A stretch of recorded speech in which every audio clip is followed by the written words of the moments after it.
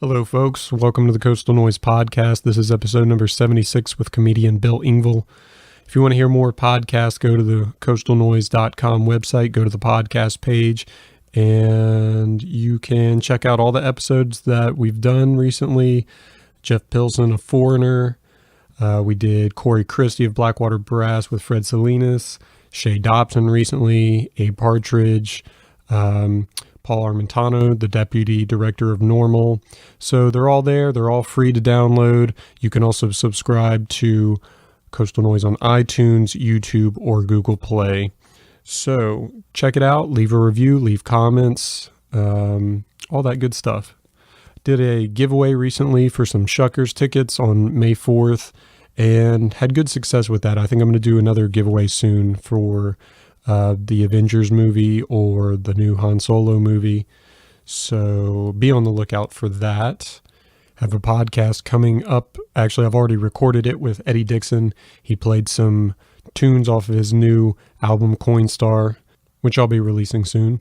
And then really the only other announcement I have is I have a gig on June 1st at the Greenhouse on Porter in Ocean Springs. If you'd like to come out to that, the date to that will be on stefanlawsonmusic.com.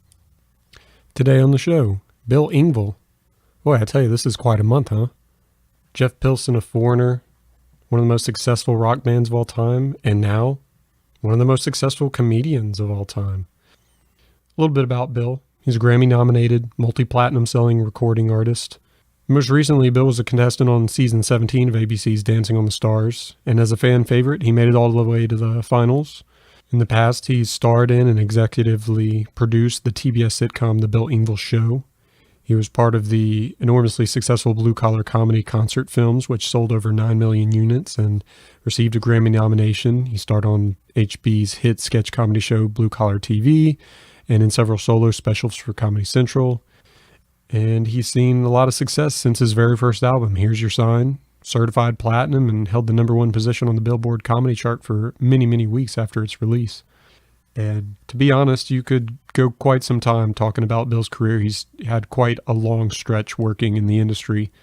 But if you want to see him, he's actually going to be here at the IP Casino in Biloxi on May 11th. That's this Friday. So if you act with a quickness, you may be able to still get a ticket. I won't talk about what we discussed in the show since it's a pretty short episode. Bill had some other engagements and was nice enough to fit me into his day. And we actually had a small technical issue. His phone dropped out for a couple minutes, so we lost a little time there, but all good. The time we spent talking to each other was 100% fully utilized to the best, and had a really good time talking to him. I wish everybody was as easy as to talk to as Bill was. So without further ado, Bill Engvall. We give you some time. Yeah, absolutely. I appreciate it. Can you talk a little bit about that game show? What's your situation there? Oh yeah. Are you recording? Yes, sir. Okay, yeah. The game show actually is a really fun little thing, and I probably do it 5-6 times a year. It's called Funny You Should Ask. It's kind of a modern day version of Hollywood Squares, but it's just 6 comedians. And what happens is they have contestants and they ask them questions, and then they come to us and we give the funny answer, and then we give a real answer, and then the contestant decides if they agree or don't, or think we're lying or telling the truth. And it's really fun. I mean, I've worked with some great guys, Louis Anderson and Tim Meadows and John Lovett and Caroline Ray. So it's a lot of fun. Oh yeah, that does sound like a good time. So how's the world of comedy treating you, man? You've got a pretty busy schedule through most of the year right now with dates all across the country. Your next one being at the IP Casino in Biloxi, Mississippi. How's the road been treating you as of late? You know what? It's great. I actually, I've been blessed in my career stuff to do pretty much everything I wanted. But after all that's done, I still love the stand-up. It's because I'm in charge, and it's just me and the audience, and there's just no better. There's no better job on the planet. I'm convinced. Yeah.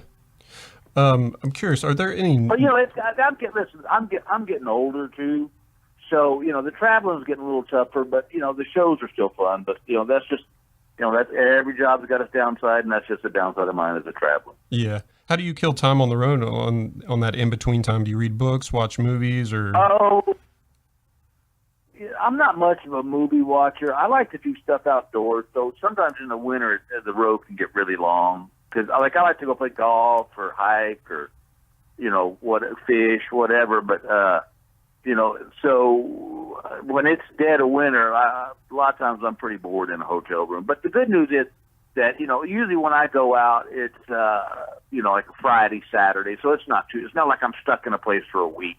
Sure. Yeah. And in line with talking about hobbies and activities, extracurricular activities, are there any non-stand-up related hobbies or activities you engage in that you feel kind of indirectly improve what you do on stage? Oh, yeah. I'm back in college right now. I've gone back to school to get my degree. Oh, wow. Congratulations, in Christian studies. And it's been interesting because there has been some residual effects of that. I feel like my comedy's got more of a purpose now. Before I was just kind of slinging jokes, and now I feel I know why I'm doing this. And it's really helped my performance-wise because right now I'm having more fun in my stand-up career than I've ever had in my life. And I just think it's because I'm a little more relaxed and I kind of get what it's about now. Yeah. You were talking about, being kind of cooped up and downtime on the road. In line with that, what would you say is the least humorous part about showbiz? Oh, that right there. That right there, that's it. I think a lot of people have this vision of this being this glamorous Hollywood lifestyle. But, what they see is 90 minutes on stage. They don't see the 22 and a half hours of you being by yourself in a hotel room in a town where you don't know anybody and you don't have a car and you can't go anyplace. So, it can get pretty lonely. I think that's why you probably see in comedy more so than anything else a lot of alcoholism and drug use and stuff because it's just a lot of time to kill. And I thank God I didn't get into that mess. Yeah, and I know. That's probably the worst part of it, just being alone on the road. Like when I was doing Blue Collar, it was awesome because I had my three buddies with me. And you could go have lunch together or whatever. But, when you're sitting in a coffee shop by yourself at lunch, I would be lying to you if I didn't say there's a point of somewhere you go, man, I got to get a life. So do you not take guys with you on the road now?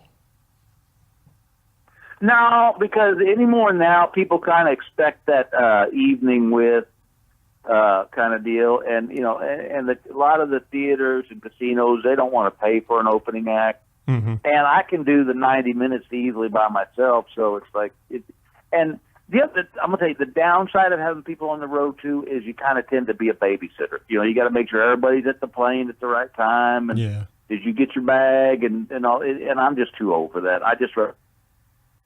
Can you still hear me, Bill? I think I lost you. All right, I'm going to try to recall this. Hey, Stefan.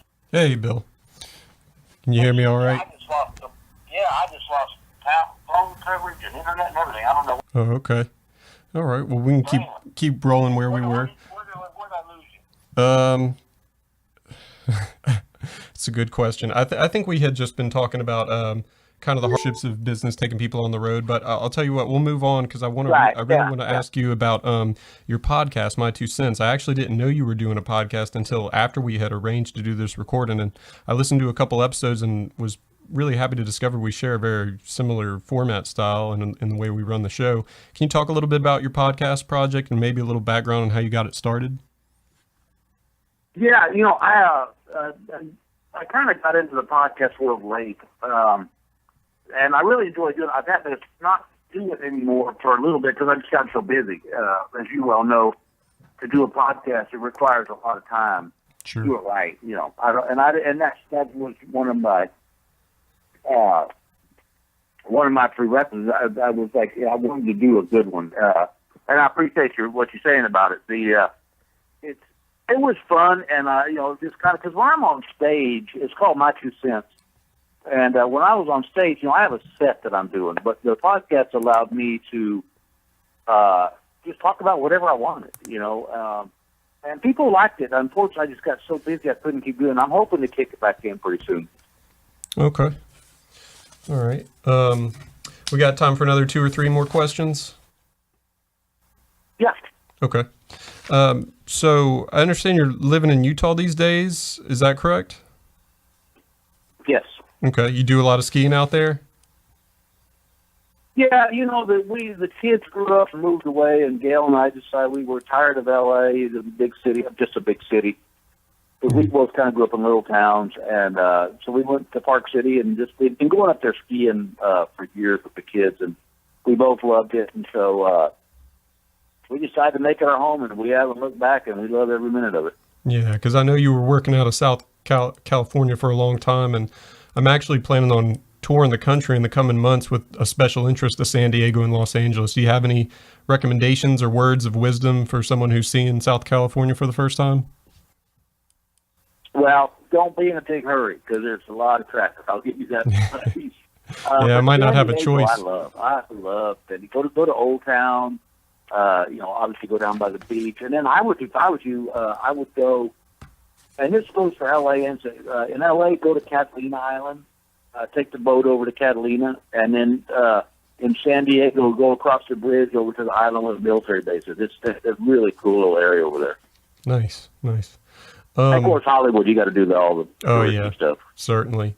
I was going, doing my homework and, kind of going through some of your recent career stuff in the last couple of years, and I found something interesting that you had done that I kind of wanted to ask you about. You did a movie called The Neighbor. Which, as I understand, was... Oh, yeah, The Neighbor was the hoot. I love that. Yeah, which was like a horror kind of film, a thriller. I played a guy that nobody's seen before out of me. I played a guy who kidnapped and murdered people. And it was amazing how quickly I slid into that role. I had a blast. And I wanted to ask you, would you be interested in taking on another role, say in movie or television, that push you into a unique position in unfamiliar territory, such as that movie did? In a heartbeat.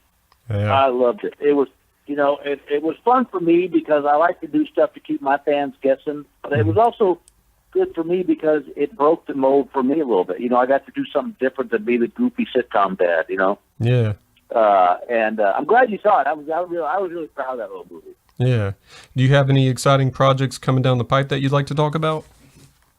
Yeah, there's another movie coming out. It's a little indie film called Monster Party, and I play an abusive father. I'm only in 2 scenes, but it's the first scene and the last scene of the movie. So it was really fun to play another role that I don't think people expect to see me in.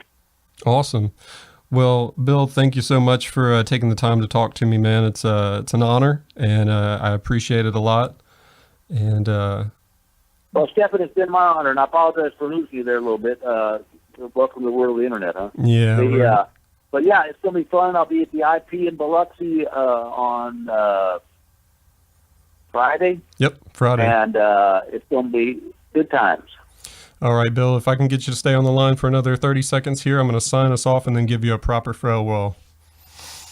All right, folks. Thanks so much for listening to the podcast, coastalnoise.com. Go to the podcast page. You can hear all the other episodes. Subscribe to iTunes, Google Play, YouTube, and where other fine podcasts are found.